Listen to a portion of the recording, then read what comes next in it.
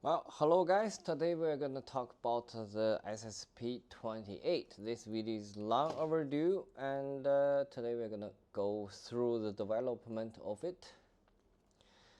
Now, this is, let's say, a clock-based SSP5 and the development of this started right after I designed the SSP5 because, well, clock SSP5 is just seems to need a full auto counterpart, and I didn't want to do an exact copy of the concept because there are split slide clocks and they're not that good.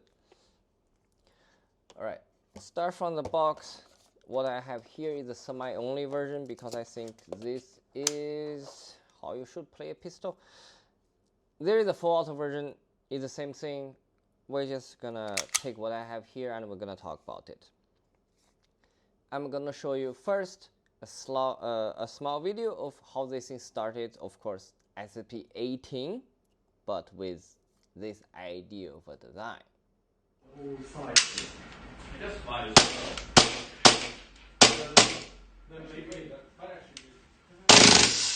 From the video, it is pretty much what's already here.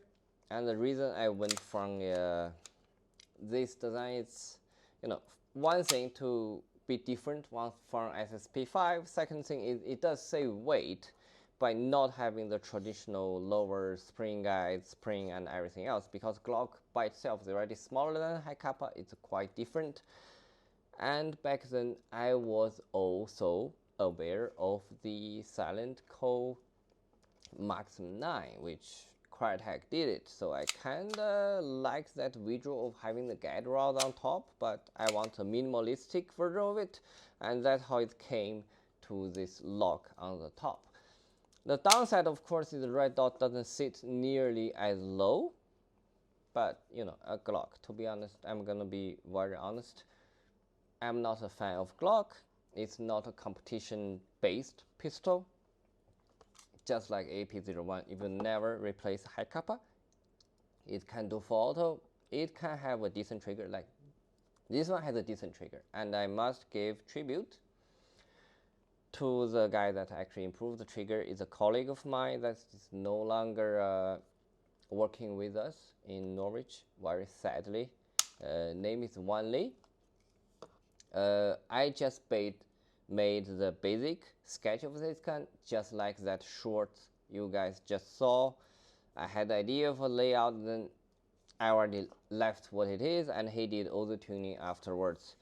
It has a much more improved trigger than that original SSP18. It is lighter, yeah, you can see it's very small take, and it breaks very clean and resets.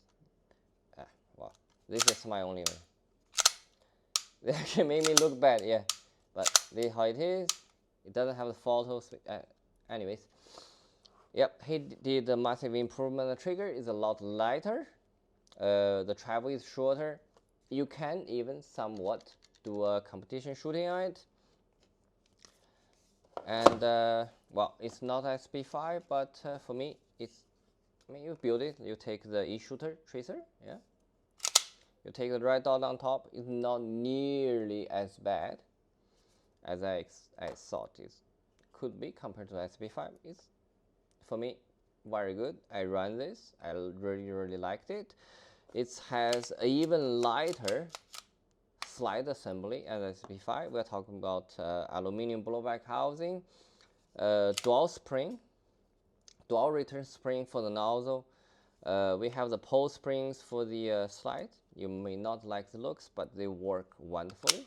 It is extruded aluminum since it finished, so you got the same strength as SSP5, and you also got the steel trigger group. So it is very well put together. Now, is it overpriced like somebody saying? Yes, I do believe it's overpriced. It's a Glock, it should not be selling for that price point, but Norwich is Norwich, and there is nothing that I can do, or, well, apart from the owners, nobody can do anything about it. But is it bad? It's not bad at all. People is gonna compare this to the AP01. Is it comparable? I don't really think so. First, the form factor is very different. The AP01 is designed to be upgraded. The stock version is gonna be worse than this, but it's also half the price. And it is what it is, very sadly, yeah. But out of box, you get TDC. It's a screw in the middle, which regular people can confuse it. I have seen people on the SSP5, even influencers, not knowing which screw is the TDC, and this one at least you get it marked. We got fiber on the front, not fiber in the back to have, well, from what we learned from target shooting, it's better this way. So you have a more distinguished dot, and two that is less, so it's easier for you to aim. Yeah, fits really good with the tracer. It's very snappy. It's not as powerful as SSP5 6-inch version, but it's for this length it's good the power for CQB, which some people also complain about the SSP5 being overpowered. This one is not. Take Glock Max, Glock HP adapters. You have the full auto versions. Yep. So it incorporates a lot of things that we learned from the SSP5. Yeah.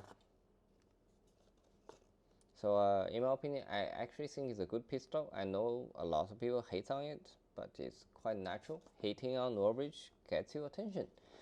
And to be honest speaking, it is a good pistol. Is it overpriced? Yes, I do think it's overpriced. If it's within 200 USD, I would say it's a much better deal. But still so, it's very unique. I think it's very good. It's good for airsoft as a sport. Is it realistic like the GHK with a full steel slide? No. But is it aimed for the same type of user group? Neither. It is what it is. It's very competitive for a Glock platform to either target shoot or game. Is it realistic? No. But was it designed to be realistic? No. It was designed to be the counterpart of the SSP5, and I think it does a great job at that.